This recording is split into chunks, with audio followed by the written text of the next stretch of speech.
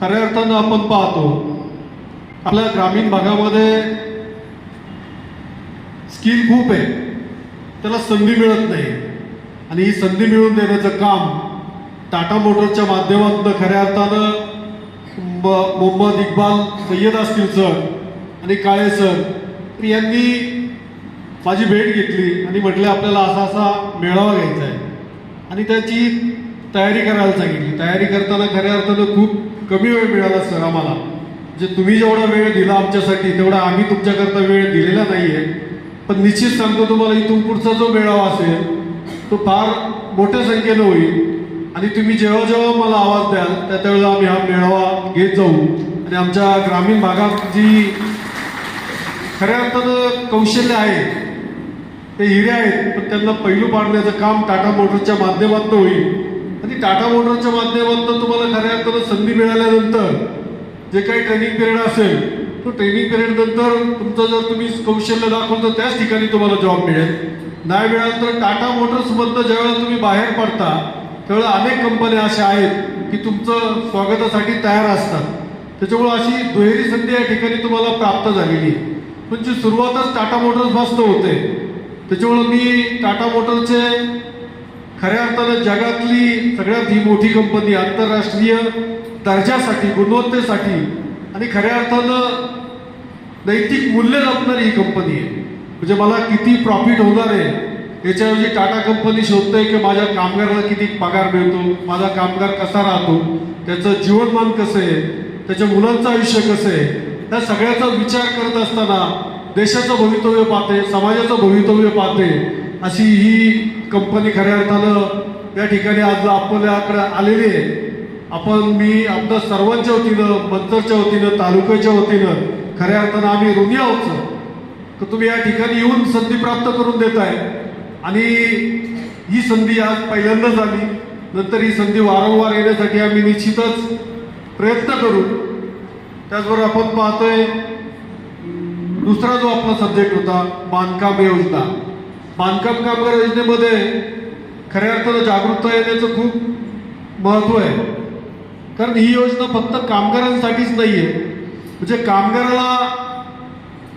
कामगारांची मुलं असतील, त्याचं स्वतःचं आरोग्यविषयक आयुष्यमान असेल, त्याच्या मुलांचा शिक्षणाचा खर्च असेल, नंतर त्याचा विमा असेल, नंतर त्याला राहण्यासाठी घर असेल, त्याच्या बाकी आरोग्याच्या योजना असतील, अशा अनेक योजना खऱ्या अर्थानं आपण बांधकाम कामगारामध्ये राबवतो. आणि ही योजना आपण पाहिली तर सय्यद साहेब पानकेले सर जनसेवक म्हणून लोक मला मान देतात, पण ती मोठी टीम आहे मागे काम करणारी. आतापर्यंत आपण साधारण 600 लोकांचं रजिस्ट्रेशन केलेलं आहे. त्या 600 लोकांना लाभ मिळालेला आहे. आणि हे करत असताना खऱ्या अर्थानं कुठलाही एक पैसाही आपण या ठिकाणी घेत नाहीये आणि हे सगळं मोफत केलं जातं. मग त्यामध्ये नवनाथ असेल, राक्षस सर असेल, विजू शिंदे असेल, आमचा कालिदास असेल, त्रिवेदी सर असतील, त्याचबरोबर सुनीत थोरात असेल आणि सगळ्यात महत्त्वाचं काम ह्या योजनेमध्ये करतो सुदर्शन चपटे, सिव्हिल इंजिनियर असून तो मागे बसलाय खऱ्या अर्थानं. कारण या योजनेमध्ये कामगार दाखवताना जे काय त्यांना सही शिक्का लागतो किंवा त्यांना कामगार म्हणून नोंद करायची असते ते महत्त्वाचं काम सुदर्शन करतो. सुदर्शनसाठी आपण खऱ्या अर्थाने एकदा टाळ्या वाजवूया. आणि असे बरेच जण आहेत. मग या ठिकाणी आमच्या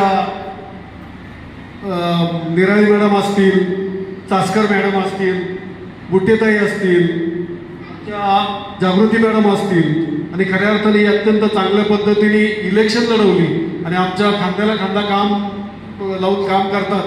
योगिता लोखंडे मॅडम असतील, ही सगळी मंडळी सामान्य लोकांपर्यंत पोहोचतात. मला तर पोहोचायला सगळीकडे वेळ मिळत नाही. त्यामुळे मी खऱ्या अर्थाने या सगळ्या टीमचं कौतुक करतो की या टीममुळं आपण हे मेळावे करू शकतो, योजना पोचवू शकतो. बानकेले सर, सय्यद सर, मी सांगतो का राज्याच्या आणि केंद्राच्या सर्व योजना आम्ही या ठिकाणी पोहोचत असतो. आज जर सर्व योजनांचा मेळावा लावला असता तर आपण या ठिकाणी 1,500-2,000 लाभार्थी या ठिकाणी आले असते. तर हे काम ही सगळी मंडळी करत असतात आणि म्हणून खऱ्या अर्थानं माझं जे काम आहे ते सगळी हीच लोक करत असतात. मी त्यांच्या विश्वासावरती त्यांच्या प्रयत्नावरती, त्यांच्या कर्तृत्वावरती, त्यांच्या मेहनतीवरती हे काम चाललंय.